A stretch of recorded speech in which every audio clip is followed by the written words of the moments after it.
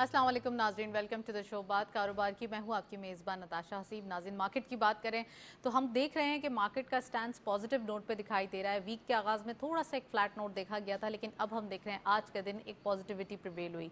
Finally पूरे दिन की एक्टिविटी रेंज बाउंड रही। थोड़ा सा हम कह सकते हैं कि मार्केट के अंदर अमिड पॉजिटिविटी बट थोड़ा सा फ्लैट नोट भी विटनेस किया गया। Investors are participating in the market और हम देख रहे हैं वो कॉशियसनेस जो लास्ट वीक दिखाई दे रही थी, अब की यानी कि इस वीक के आगाज़ से थोड़ा सा हम कह सकते हैं उसको प्रॉफिट बुक करने में भी बिजी आए। और साथ साथ ये भी है कि चेरी पिकिंग भी मार्केट के अंदर हो रही है, जिसका इम्पैक्ट हम देख रहे हैं कि ब्लू चिप जो स्क्रिप्ट्स हैं उनके अंदर बाइंग ज़्यादा देखी जा रही है। डिविडेंड यील्ड को ज़्यादा पर्सपेक्टिव पे उनको ज़्यादा एक परसू किया जा रहा है। सो आज मजीद भी बात करेंगे। फर्स्ट सेगमेंट देखते हैं।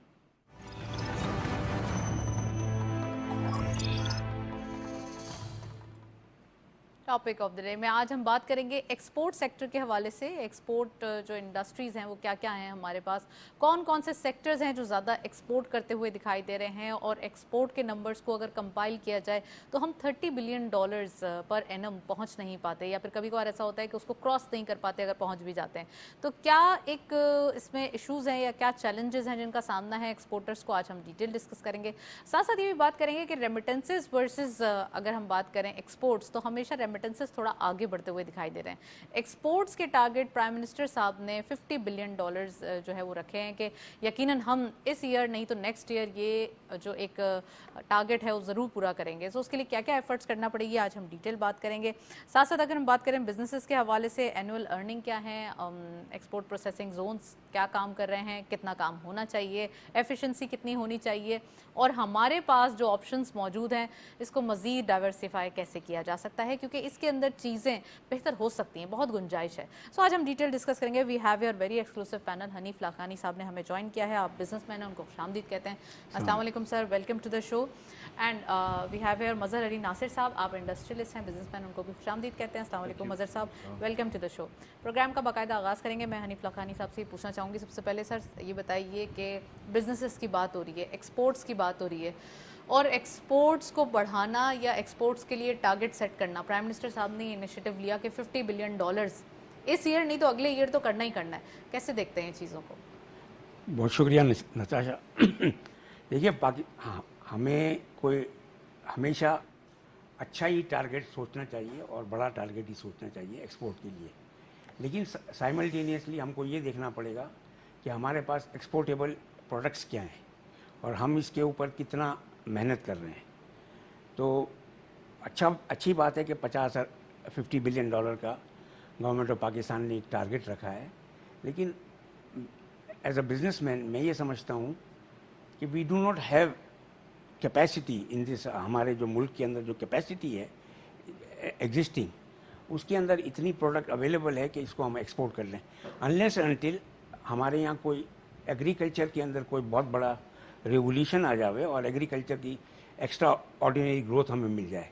जो इस साल unfortunately again cotton is not very good crop this year also. Bumper crop हम ले रहे हैं लास्ट ईयर जैसे लास्ट ईयर 9 मिलियन बेल्स हुई थी और इस साल उम्मीद थी कि 10 मिलियन से क्रॉस करेंगी, लेकिन जो अभी जो एस्टिमेट्स आ रही हैं उसके मुताबिक जो है due to some untimely rain और कुछ और क्रॉप की जो फेलियर्स हुई हैं, तो it will be less than last year.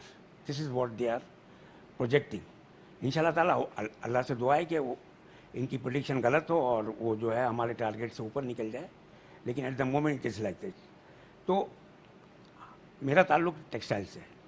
अब टेक्सटाइल की सूरत हाल ये है कि पिछले तीन साल से हम लोग जो है वो काफ़ी प्रेशर के अंदर हैं। हमारी जो इंडस्ट्री है वो बहुत बुरी तरह हर्ट हो रही है ड्यू टू, देखिए टेक्सटाइल के अंदर सबसे बड़ी रिक्वायरमेंट होती है ना, वो होती है वर्किंग कैपिटल की, because we have to buy the crop. 4 महीने के अंदर हमें पूरे साल का माल लेना है, तो उसके लिए बैंक से फाइनेंसिंग चाहिए होती है।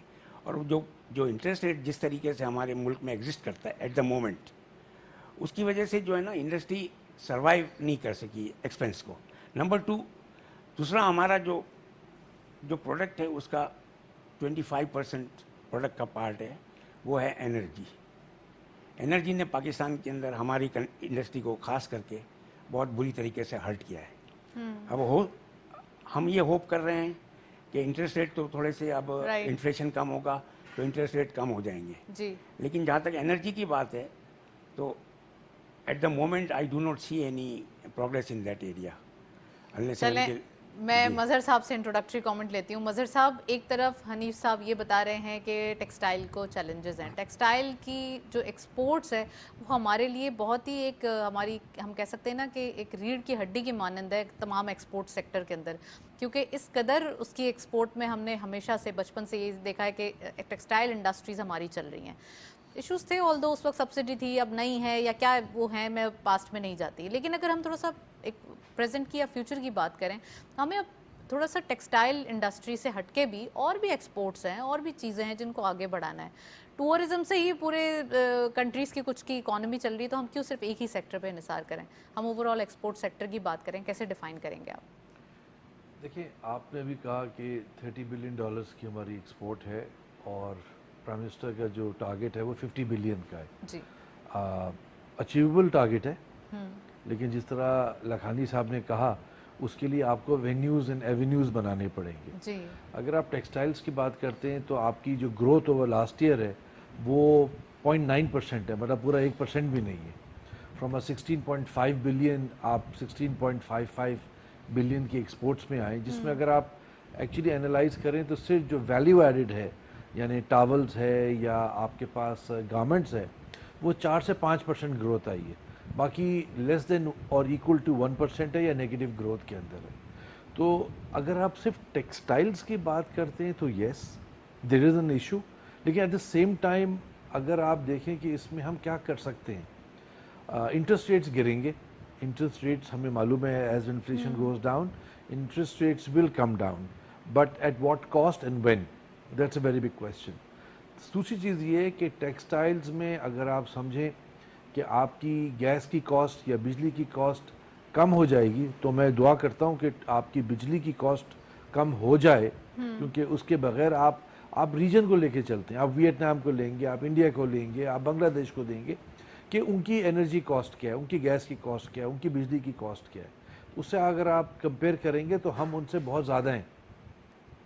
लखानी साहब, मेरे ख्याल से 8% या 7% पे इंटरनेशनली रीजन है और हम 14% की बात कर रहे हैं, 9 सेंट के ऊपर बात कर रहे हैं।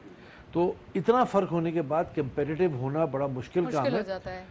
सिर्फ एक हाइंडसाइड पे ये बात है कि जितना आप वैल्यू एडेड सेक्टर में चले जाएंगे उतना आप उतना कॉस्ट को फायदा एब्जॉर्ब कर सकेंगे। बिल्कुल। मैं प्रॉफिटेबिलिटी की तो बात ही नहीं कर रहा अभी।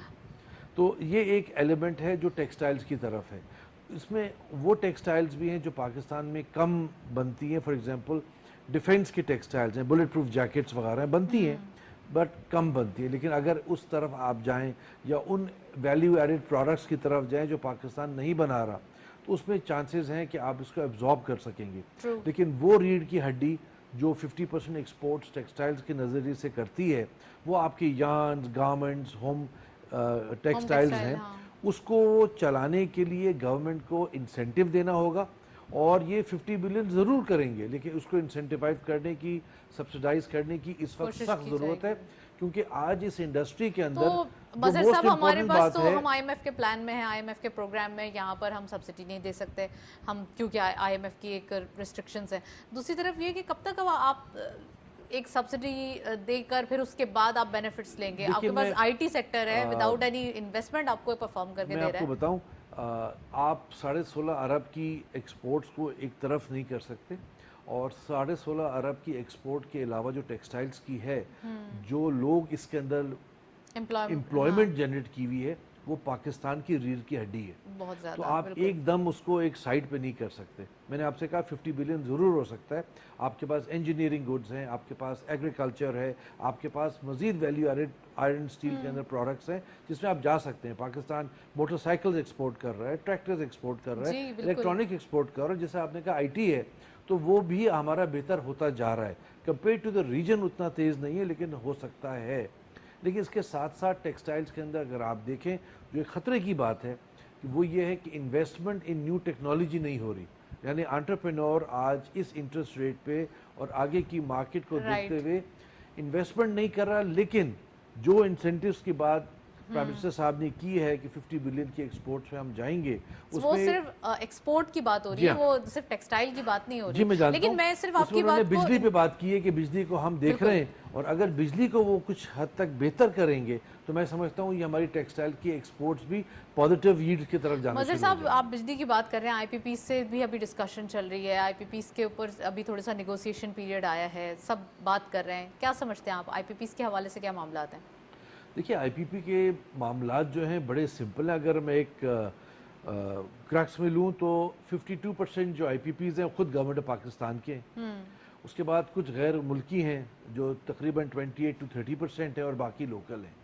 तो गवर्नमेंट को जो चाहिए सबसे पहले उन आईपीपीज़ के अंदर जो 50% गवर्नमेंट ऑफ पाकिस्तान का है उसको कम करे। आपका रेट अगर 55 से 60 रुपए किलोवाट है तो ये 35 से 38 रुपए किलोवाट तक आ सकता है एक आम आदमी के लिए। लेकिन ये बात समझ में आज नहीं आ रही कि उन पिछले वक्तों की हुकूमतों ने वो किस तरह के कॉन्ट्रैक्ट साइन किए थे, किन मजबूरी में किए थे कि जो कैपेसिटी आप इस्तेमाल नहीं करते उसके भी आप पेमेंट कर रहे हैं, चार्जेस देना पड़ रहा है। तो वो जो चार्जेस आप दे रहे हैं और उस चार्जेस के साथ साथ आप डॉलर टू डॉलर पेमेंट्स कर रहे हैं, तो ये मुल्क के लिए अच्छा नहीं है। इसके साथ साथ अगर कुछ इदारे ये समझें कि आप कैप्टिव पावर को बंद कर देंगे और कैप्टिव को बंद करने से लोग बिजली की तरफ चले जाएंगे, तो मैं समझता हूँ इससे इतना फ़ायदा नहीं होगा जितना नुकसान होगा, क्योंकि कैप्टिव पे जाने के बाद बहुत सी इंडस्ट्रीज़ कंपेरेटिव नहीं रहेंगी और वो उस मुल्क में चल नहीं सकेंगी। तो उसको भी हमने सूरत हाल को लेते हुए चल रहा है साहब। चलें, टेक्सटाइल की बात हो रही है तो मैं हनीफ साहब आपसे पूछती चलूँ कि बहुत सारे मुल्कों के अंदर बड़े ब्रांड्स हैं, उनके बड़े नाम हैं और उनके नाम की वजह से उनकी प्रोडक्ट बिकती है, और वो बहुत ही कोई एक जो नॉर्मल आप प्राइस में ले सकते हैं अगर कोई लोकल प्रोडक्ट हो, क्योंकि वो नाम है इस वजह से उसकी प्राइस बहुत ज़्यादा हायर साइड पर चले जाती है। तो क्या पाकिस्तान जब वो ब्रांड्स के लिए काम कर रहा है, उन ब्रांड्स के टैग्स और उन ब्रांड्स के प्राइसिंग और उन ब्रांड्स के सब कुछ लगा के दे रहा है, तो क्या कोई ऐसी ब्रांड नहीं बना सकता? क्योंकि ब्रांड भी तो पाकिस्तान ही दे रहा है ना, सिर्फ उनको क्या करना है, आउटलेट पे बेचना है। आपकी बात बिल्कुल ठीक है। ये डेफिनेटली जो ब्रांड्स हैं उन बहुत सारे ब्रांड्स के लिए पाकिस्तान प्रोडक्शन कर रहा है यहाँ पर लेकिन कोई भी ब्रांड है उसको डेवलप होने में बहुत अरसा लगता है और काफ़ी वक्त दरकार है, और इसके पीछे बहुत सारा फाइनेंस भी इन्वॉल्व होता है। तो आज की तारीख में पाकिस्तान के अंदर भी देखिए, मिसाल के मैं देता हूँ खाड़ी की। अब सर हम खाड़ी नाम नहीं लेंगे ना। नहीं, मिसाल ऐसे अच्छा किसी को भी आप ले लें कि वो आहिस्ता आहिस्ता इंटरनेशनल मार्केट के अंदर रिकग्नाइज हो रहे हैं जी, और उनके स्टोर्स बन रहे हैं, या कोई बहुत बड़ा स्टोर है तो उनके यहाँ उनको शेल्फ मिल रही है यूएसए में, कनाडा में, इधर उधर। तो ये over the period of time ये जब ब्रांड्स ग्रो करेंगे तो जाहिर सी बात है उसकी इनकी प्रोडक्ट वैल्यू भी हाई हो जाएगी, और इसकी वजह से जो पाकिस्तान को जो एक्सपोर्ट की रेवेन्यू है वो भी बढ़ जाएगी। आपने आईपीपी के हवाले से एक बात की थी, तो मैं आपको एक बात बता दूं कि देखिए गवर्नमेंट ऑफ पाकिस्तान जो बंद है उनको भी दे रही है पैसे, वो पार्ट ऑफ द एग्रीमेंट है, और जो भी हम बात कर लें, जितना भी हम शोर मचा लें, I don't think there is any way out for that at the moment, ठीक है। लेकिन जो जनरेशन कॉस्ट है एक किसी भी यूनिट की, वो है 11 से 12 रुपये। अब वो बंद है, उसको हम बकाया जो 30 रुपये या जो भी 20 रुपये दे रहे हैं, तो वो जो अगर गवर्नमेंट ऑफ पाकिस्तान को ऐसा इंसेंटिव क्रिएट करे, जो एग्जिस्टिंग कंज्यूमर्स हैं पाकिस्तान के अंदर, इंडस्ट्री के, देखिए बिजली की कंजम्पशन ज़्यादा इस्तेमाल करो तो आपको कम बिल आएगा। अगर आप जैसे एक यूनिट सर्टेन लिमिट तक आप इस्तेमाल करते हैं, इसके बाद अगर आप ज़्यादा इस्तेमाल करते हैं तो आपको वो यूनिट या वो पीरियड के अंदर आपको एक अच्छी रेट के ऊपर बिजली मुहैया की जाएगी। तो उससे गवर्नमेंट ऑफ पाकिस्तान एक्चुअल में विनर होगी, उसमें गवर्नमेंट ऑफ पाकिस्तान लूज नहीं करेगी। पीक आवर्स और वो जो नॉर्मल आवर्स है उनका सीन हटा दिया जाए, आप समझते हैं? जी हाँ, समथिंग लाइक दैट। क्योंकि देखिए बहुत सारे लोग, बहुत सारे इंडस्ट्री ऐसी भी है जो रात को शिफ्ट नहीं चलाती है जी। अच्छा, अब वो एट द मोमेंट तो इकोनॉमिक थोड़ी सी डाउन है तो कंजम्पशन भी कम है, लेकिन अगर उनके पास इंसेंटिव हो कि मैं रात को चलाऊंगा तो मुझे जो है बिजली 20% 30% कम में मिलेगी, तो वो ज़रूर इसके ऊपर वो काम करेंगे, प्रीफर करेंगे और होगा। तो इंशाल्लाह देखिए बाकी जो एक्सपोर्ट्स की जो टेक्सटाइल का एक्सपोर्ट है वो आप मैं ये तो बोल सकता हूँ कि डेफिनेटली लास्ट ईयर का नंबर अच्छा नहीं था, there was no growth, but I think this year is going to be a little better. Sir वैसे 10% ग्रोथ थी एनुअल, आप नहीं देखें आप। रुपी टर्म में ये डॉलर की बात कर रहे थे ना हम स्टार्ट जब की थी तो हमने डॉलर की ओके, बात ओके। की जी। तो डॉलर टर्म में इंशाल्लाह मुझे इस साल उम्मीद है कि देयर विल बी ग्रोथ, लेकिन it will be like certain sectors जो हमारे टॉविल है जैसे उसके अंदर होम बहुत टेक्सटाइल। हाँ होम टेक्सटाइल है, I see a very good growth opportunity in that. मुझे यूँ लग रहा है कि गारमेंट के अंदर भी आएगी, लेकिन जहाँ तक यान है कपड़ा है grey, I think it will B stagnant. अच्छा, थोड़ा सा हम ये कह सकते हैं कि लास्ट ईयर की जो ग्रोथ थी या लास्ट ईयर जो आपने कहा कि नहीं हुई ग्रोथ, वो इसलिए भी था ना कि हमने उससे पहले फ्लड भी आ गया था, हमारे पास चैलेंजेस बहुत सारे थे, इन्फ्लेशन भी पीक पे था, इंटरेस्ट रेट बढ़ाना पड़ा इन्फ्लेशन को कंट्रोल। अब तो बहुत सारे चैलेंजेस, हम कह सकते हैं वो गुत्थी तो सुलझ गई, काफ़ी हद तक सुलझ गई, अब थोड़ा है जो बाकी है और वो भी सुलझ जाएगा। मैं मज़हर साहब से पूछती हूँ, मज़हर साहब एक्सपोर्ट के ऊपर एक तो कमेंट कीजिएगा कि हम अपना ब्रांड के हवाले से क्यों नहीं बनाते, और दूसरा ये कि जैसे सर ने कहा कि आईपीपीज़ के इश्यूज़ हैं, इश्यूज़ अभी मसाइल हैं, तो इनको नेगोशिएट करने के लिए या इनसे बात करने के लिए गवर्नमेंट ने अभी थोड़ी सी टास्क फोर्स भी बनाई है। पावर मिनिस्टर भी ये कह रहे हैं कि कुछ ना कुछ होना चाहिए, 1 साल के अंदर प्राइस को नीचे आना होगा। इंडस्ट्रियलिस्ट ही नहीं परेशान बल्कि रेजिडेंशियल भी लोग बहुत परेशान है, घरेलू सारिफिन या आम आवाम, उनका भी एक ही कहना है कि अब डॉलर तो आ गया, थोड़ा जो भी हमारा स्टेगनेंट होना था, अब बिजली के प्राइस कम कर दें। देखिए मेरा व्यू ऑन ब्रांड थोड़ा सा मुख्तलिफ इसलिए है कि आई बिलीव कि you need to sell brand Pakistan first. Pakistan needs to be sold in the international market with these countries that we sell. एक ब्रांड बना लेना बड़ा आसान सवाल ये होना चाहिए कि ये क्या वजह है कि दुनिया की मशहूर तरीन कंपनीज़ अपना डेनिम यहाँ से बनवाती हैं, अपना जीन्स यहाँ से बनवाती हैं, टी शर्ट्स यहाँ बनती हैं, उनका लोगो लगता है और वही माल दुनिया में उनका प्राइस टैग लगता है। $3 की बेची हमने और $13 का टैग लग गया फॉर एग्जांपल, और वो शेल्फ पे चला गया और वो वहाँ से बिक जाता है। तो पहली बात तो ये कि आप compete करते हैं उन्हीं शेल्फ्स के ऊपर दूसरे मुल्कों के साथ, उनकी क्वालिटीज़ के साथ, तो हमारी क्वालिटीज़ को कंसिस्टेंट और बेहतर होना पड़ेगा, और उसके साथ साथ इंटरनेशनल लेवल पे Pakistan needs to be brought in more. जिस वक्त पाकिस्तान की ब्रांडिंग बेहतर होगी, मुल्क की प्रोडक्ट्स की ब्रांडिंग जो आज नहीं है वो खुद ब खुद बेहतर होना शुरू हो जाएगी अगर क्वालिटी बेहतर है। क्योंकि जिस वक्त आपका मुल्क एक वेल रिकग्नाइज्ड मुल्क हो, जब आपकी क्वालिटीज़ बेहतर होती हैं तो आपके वॉल्यूम्स बढ़ते हैं, जब आपके इकोनॉमीज ऑफ स्केल बढ़ जाते हैं तो फिर पाकिस्तानी एंटरप्रेन्योर ये हिम्मत कर सकता है कि जी मैं अपना प्रोडक्ट दुनिया की इस मुल्क में लेके जाऊंगा और मैं इसको बेचूंगा।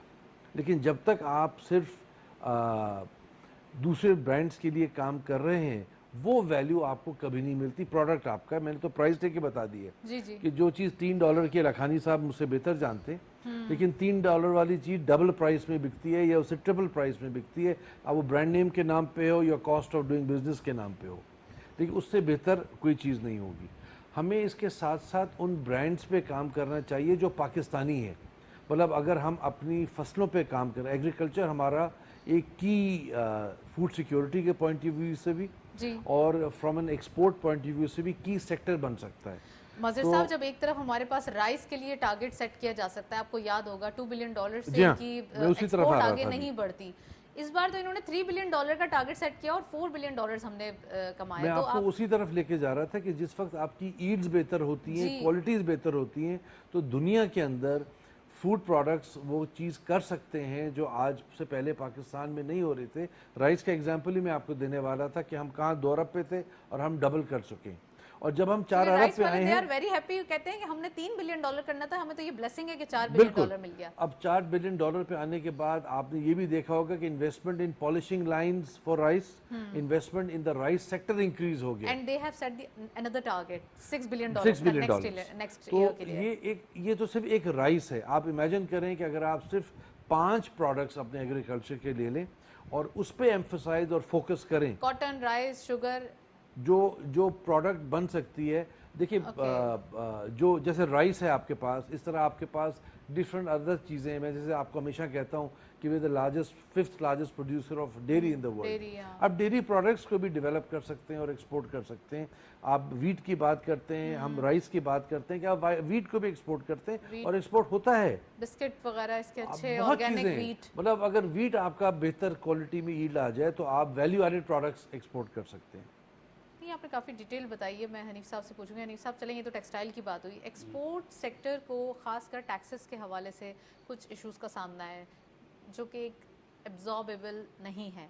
उनका ये कहना है कि ये टैक्सेस नहीं होने चाहिए थे। तो आपकी क्या डिमांड है? खासकर जो एक्सपोर्टर्स हैं उनका ये कहना है कि जो ये FTR या NTR जो है इसके हवाले से कुछ थोड़े से देखिए आप लोग ग्रजेस होल्ड कर रहे हैं आप। अभी तक ये एक बहुत बड़ा एक प्लस पॉइंट था एक्सपोर्ट करने का, इंसेंटिव्स कह लें या आप प्लस पॉइंट कह लें कि आपका रेमिटेंस जो आती थी उसके ऊपर 1% या 1.25 कट जाता था और ये that was your final liability. ये एक्सपोर्टरों को इस रिजीम ने डिपार्टमेंट से बचाया हुआ था।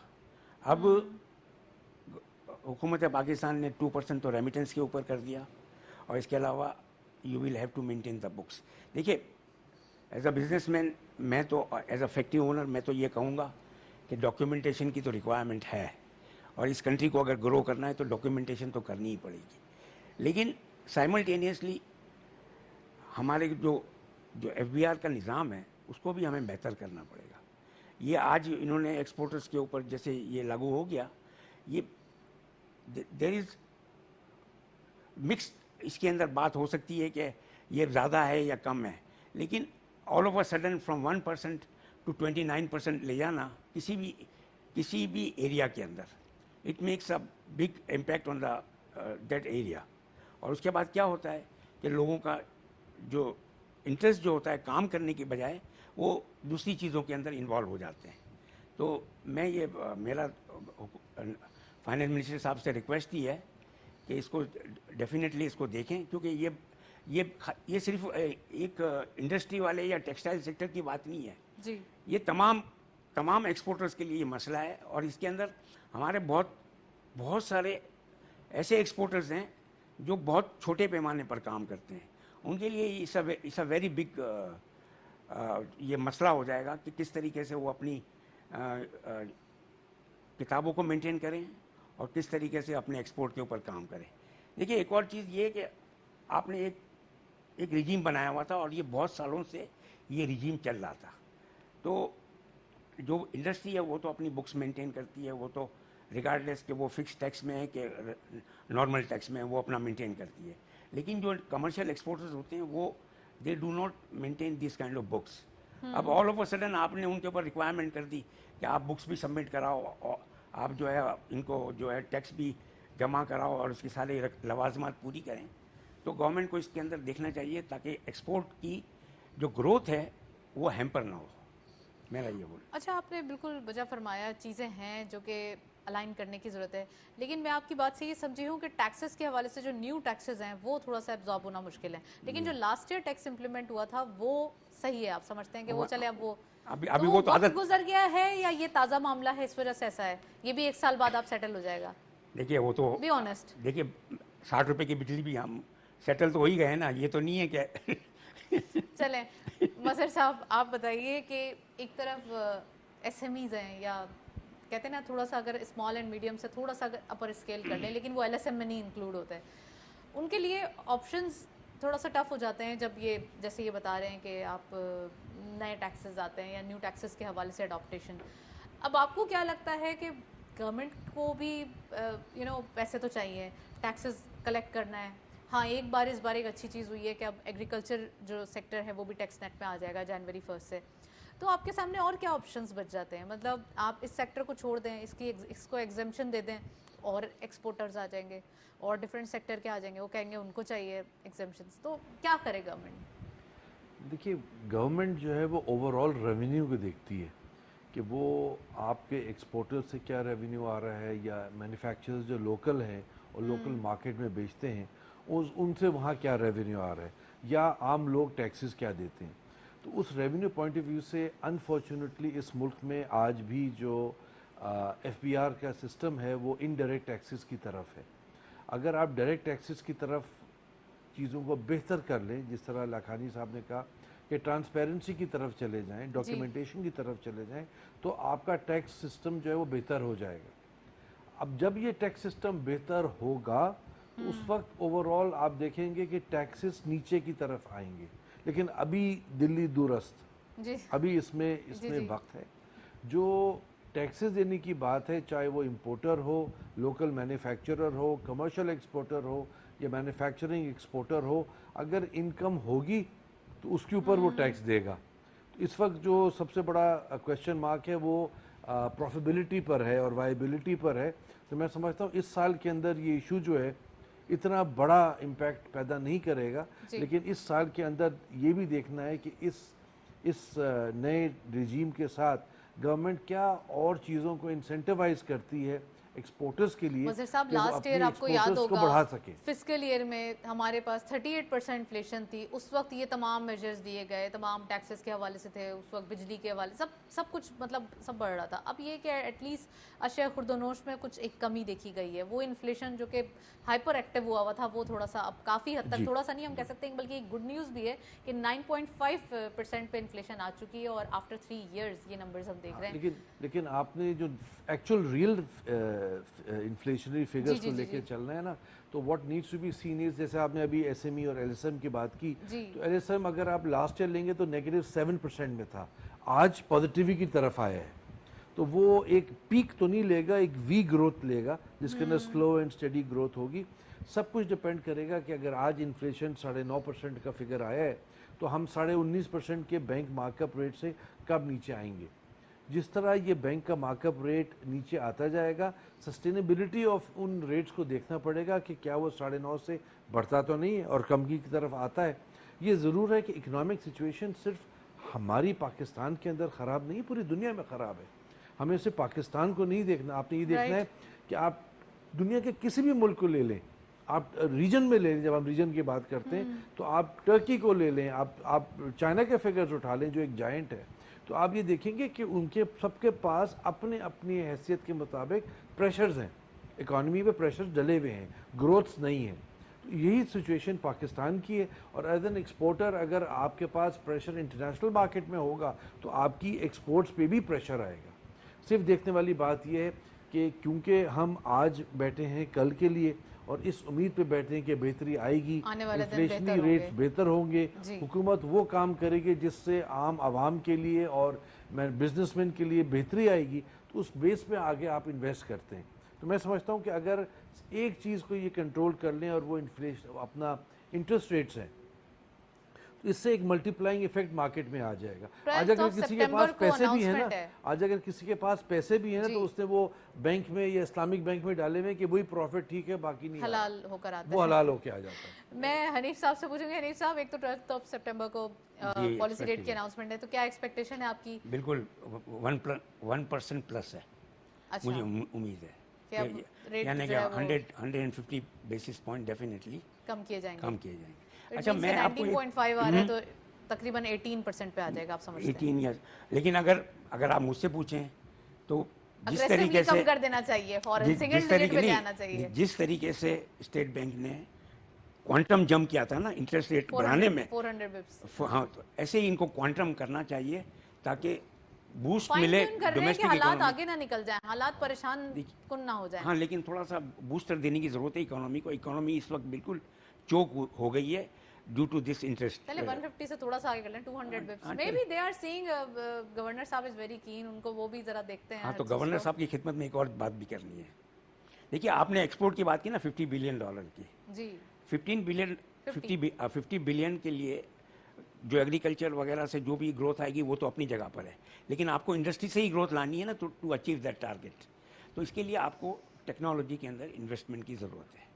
तो स्टेट बैंक को ये ज़रूर कंसीडर करना चाहिए कि पिछले सालों के अंदर भी मशीनरी के लिए कुछ ना कुछ बात कर रहे हैं क्या? देखिए, अगर वो 1% था, चले वो बहुत ही लो था, लेकिन एक रीजनेबल रेट के ऊपर, जैसे इन्होंने सोलर के ऊपर 6% के ऊपर फाइनेंसिंग दी हुई है ना, जी जी, तो ऐसे ही इंडस्ट्री की मशीनरी के लिए कुछ ना कुछ इनको इंसेंटिव देना Benefit, चाहिए हाँ। ताकि लोग टेक्नोलॉजी में इन्वेस्ट करें, वो ताकि इनकी प्रोडक्टिविटी ऑटोमेटिकली बढ़ जाए उस इंडस्ट्री की। देखिए, एक 10,000 स्क्वायर फुट की फैक्ट्री है, उसके अंदर पुरानी मशीन लगी हुई है, वो $100 का माल प्रोड्यूस कर रही है।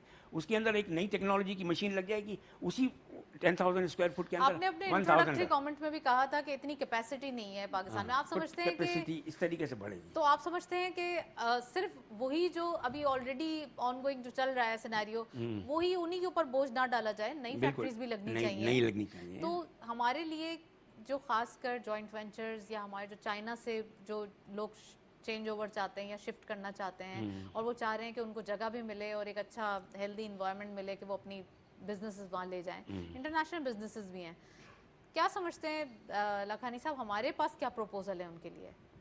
नहीं, हमारे पास बहुत सारे प्रपोजल हैं, पर सबसे बड़ी बात तो ये है कि 25 करोड़ की मार्केट है, जो बहुत बड़ा प्रपोजल बहुत है, बड़ी बात, बहुत बड़ा और ये तो इंसेंटिव है। ऑफिशियल नंबर्स है। May be this is the most, यानी कि वो लुक्रेटिव है किसी भी कंपनी को पाकिस्तान में इन्वेस्ट करने के लिए। बहुत बड़ी मार्केट मिलती है, उसके पास प्रिंसिपल में एग्जिस्टिंग तो होता ही है मार्केट, और यहाँ पर प्रोड्यूस करेगा तो डोमेस्टिक मार्केट को भी सेल कर सकता है और अपनी एक्सपोर्ट मार्केट के अंदर भी जा सकता है। Number 2, Pakistan right now is in GSP plus status, जी, विच इज़ 8% एडवांटेज है किसी भी कंपनी को यूरोप एक्सपोर्ट करने में पाकिस्तान से, जो कि इंडिया को नहीं है। अच्छा, 8% कम ड्यूटी लगती है पाकिस्तानी माल पर। वाह। पाकिस्तान से जो एक्सपोर्ट होता है, तो पाकिस्तान अपनी जो कम्पिटिटिवनेस यहाँ से गवाता है वो यहाँ से हासिल करता है। नहीं तो अगर फ़र्ज कीजिए कि वो जो कंपनी है, चाइनीज़ कंपनी है, जिसके ऊपर पूरी ड्यूटी लगती है यूरोप जी, के अंदर, जी, जी। वो अगर पाकिस्तान में मैन्युफैक्चरिंग करेगी और पाकिस्तान से एक्सपोर्ट करेगी तो they will save 8%, which is a very big number in a क्योंकि वे। ये तो एक सेंट के ऊपर बात Exactly, हो रही होती है, तो फिर exactly, परसेंट हाँ। तो बहुत ही है। तो इंसेंटिव पाकिस्तान के पास बहुत हैं लोगों को, इंटरनेशनल कंपनीज को पाकिस्तान में इन्वेस्ट करने के लिए। अवेलेबिलिटी बहुत है, लेकिन perception of Pakistan due to terrorism, due सही टू अदर करना रीजन। पड़ेगा सर, ये तो हमें अपना खुद एम्बेसडर बनना पड़ेगा। पाकिस्तान। बिल्कुल। मजहर साहब प्लीज़ इसको भी आप बताइए कि हमारे पास जो प्रपोजल्स हैं या हमारे पास जो ऑप्शंस हैं वो क्या हैं, और हम अगर किसी को इनवाइट करते हैं थ्रू SIFC, अगर हम बात करें या जो भी हमारे पास ऑप्शंस हैं, जॉइंट वेंचर्स कर लें, उसमें लोकल्स को भी मिला लें ताकि हमारी लोकल लेबर भी जो है वो काम धंधे पे आ जाए, तो मजहर साहब हमारे पास ऑप्शंस क्या हैं? मतलब हम कहाँ ऑफर करेंगे उन्हें और किस जगह को ऑफर करेंगे? देखिए, सबसे क्योंकि लेबर भी पहले चाहिए, गवादर तो आ नहीं सकते, लेबर कहाँ से आएगी? सबसे पहले तो आपके पास जो आपकी स्ट्रेंथ्स हैं आप उसी पे प्ले करते हैं ना। मैंने आपको भी सिर्फ छोटी सी एग्जांपल दी है कि जी एग्रीकल्चर है, आपके पास इंडस्ट्री है, एग्रीकल्चर के अंदर बहुत सी कंपनी इस वक्त कॉर्पोरेट फार्मिंग की तरफ आ रही हैं, उसको देख रही हैं, उसको स्टडी कर रही हैं। इसके साथ साथ टेक्नोलॉजी इस सेक्टर में आ चुकी है दुनिया के अंदर, जी, जी। जो हमारे पास अभी तक नहीं आई हुई, तो उसको देखने की ज़रूरत है। इंडस्ट्री के अंदर जो एक्सपोर्ट ओरिएंटेड इंडस्ट्रीज़ हैं उसमें बायबैक एग्रीमेंट्स करने की ज़रूरत है कि इंडस्ट्रीज़ बाहर से यहाँ आएँ, जैसे भी लखानी साहब ने कहा, यहाँ पे लगें, यहाँ के रिसोर्सेज को इस्तेमाल करें और कम टैक्स के लिए GSP प्लस का एडवांटेज इस्तेमाल करते हुए एडवांटेज ले लें। तो ये वो चीज़ें हैं जिसको हमें ज़्यादा इस्तेमाल करना चाहिए, ज़्यादा इसके अंदर इंसेंटिवाइज करना चाहिए। बात सारी यही है कि जब तक इंडस्ट्री मुल्क के अंदर नहीं आएगी आपका पहिया नहीं घूमेगा, क्योंकि ट्रेडिंग करना सबसे आसान काम है, लेकिन जो मल्टीप्लाइंग इफेक्ट है वो एक इंडस्ट्री ही दे सकती है, और इस एक इंडस्ट्री के साथ 10 इंडस्ट्रियाँ जुड़ी हुई होती हैं।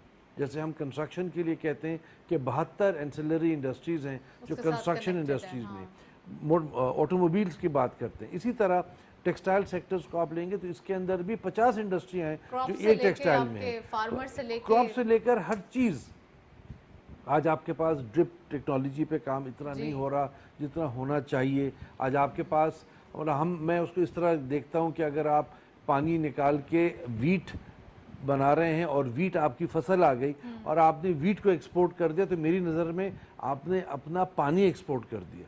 लेकिन अगर आप उस वीट को जो पाकिस्तान में उगाते हैं और उसे वैल्यू एडेड प्रोडक्ट बना के एक्सपोर्ट करते हैं तो आपकी यील्ड्स विल बी डबल और ट्रिपल। तो इस वक्त हमारे रिसोर्सेज में पानी बहुत स्कैर्स है, हम उस पानी से शुगर उगाएं, वीट उगाएं, कॉटन उगाएं और इसको एक्सपोर्ट ना करें। इसकी वैल्यू एडिशन के अंदर गवर्नमेंट को स्कीम्स देनी पड़ेंगी, स्मार्ट मनी। प्लेइंग स्मार्ट करना पड़ेगा। जैसे मैं हमेशा आपको एक एग्जांपल देता हूँ कि 1 केजी का लोहा है, जापान में वो 1 केजी लोहा जो है वो हाई टेक्नोलॉजी प्रोडक्ट्स बना के $1 मिलियन में निकाल देता है, वरना 1 केजी लोहे की प्राइस एक किसी मशीन का पार्ट बन जाती है। बिल्कुल। मैं आपको टेक्सटाइल्स का अगर हवाला दूं तो हमेशा आपको कहता हूं कि बांग्लादेश में वो कहते हैं, please correct me if I am wrong, 1 million bales is equal to $3 billion. In Pakistan 1 million bale is equal to $1 million. तो ये वैल्यू एडिशन का फर्क है, चीज़ वही है। आपको स्मार्ट सोचने की अब ज़रूरत पड़ गई है कि हमारे पास यही वसाइल हैं, यही पानी है, इससे क्या चीज़ उगाओ जिससे वैल्यू एडिशन हो और मुल्क में एक्सपोर्ट कर सकते हैं, और जो एक्सपोर्टेबल चीज़ है वो दुनिया में कंपेरेटिव हो, वो दुनिया में उसकी मांग हो। रॉ एक्सपोर्ट ना हो, कोई भी चीज हो वैल्यू एडेड होके एक्सपोर्ट। आप दुनिया के मॉडल्स अगर देखें, मैं आपको हमेशा चाइना का एग्जांपल देता हूं कि चाइना इंसेंटिवाइज करता था अपनी एक्सपोर्ट्स के ऊपर, और आहिस्ता आहिस्ता जो चीज़ें वैल्यू एडेड नहीं है, इस बात को भी 5-8 साल हो गए, तो उसने वो बंद कर दिया है। अब चाइना सिर्फ हाई वैल्यू एडिशन के ऊपर आपको सब्सिडीज देता है इंसेंटिवाइज करने के लिए कि आप हाई टेक के अंदर आएँ और उसको एक्सपोर्ट करें। आपने बहुत सही और काफ़ी डिटेल एग्जांपल दिया। मैं हनीफ साहब से पूछूंगी, हनीफ साहब टेक्सटाइल के अंदर हमारे पास, चलें थोड़ा सा और आगे बढ़ जाएं, हम लेदर पे आ जाएं अगर, तो हमारे पास वैल्यू एडिड करने के इतने ज़्यादा फार्मूलाज मौजूद हैं, लेकिन थोड़ा सा हम कह सकते हैं कि वो स्टाइल या वो एक जॉनरा पुराना हो गया, उसके अंदर कुछ न्यू अडॉप्ट करना, कुछ नई टेक्नोलॉजी, कुछ स्पाइसेस डालना, फिर आगे ऐड ऑन करना तो बेहतर होगा। क्योंकि कहते हैं ना, वो आप ऐसे ही, अभी ये डेयरी की बात कर रहे थे, तो आप देसी घी आप ऐसे ही डब्बे में पैक करके भेज दें, नहीं, वो आप इंडिया वाले भेजते हैं ना बिल्कुल एक मटके के अंदर, उस पर बड़ा सजा सजू के, और फिर उसके बाद बेचते हैं। वो बोलते हैं ये गाँव से आया है, बस इसी की कीमत है। तो हमारा 2000 का बिक रहा है, उनका 4000 का बिक रहा है डब्बा। तो ये हमें थोड़ा सा कुछ स्पाइसेस या कुछ उसके अंदर डेकोरेशन तो करनी पड़ेगी, अपनी मतलब चीज़ों को मार्केट करना पड़ेगा। जो आप बोल रही हैं एक्चुअल में आप यही बता, तो हम तमाम एंटरप्रेन्योर्स को ये आप वो बोल रही हैं कि हम जो है प्रोडक्ट को मार्केट करना भी सीखें, ना सिर्फ बनाना नहीं सीखें, बल्कि इसको मार्केट करना भी सीखें। ये भी तो है ना। यू आर एब्सोल्युटली राइट, और हम कल्प्रिट हैं।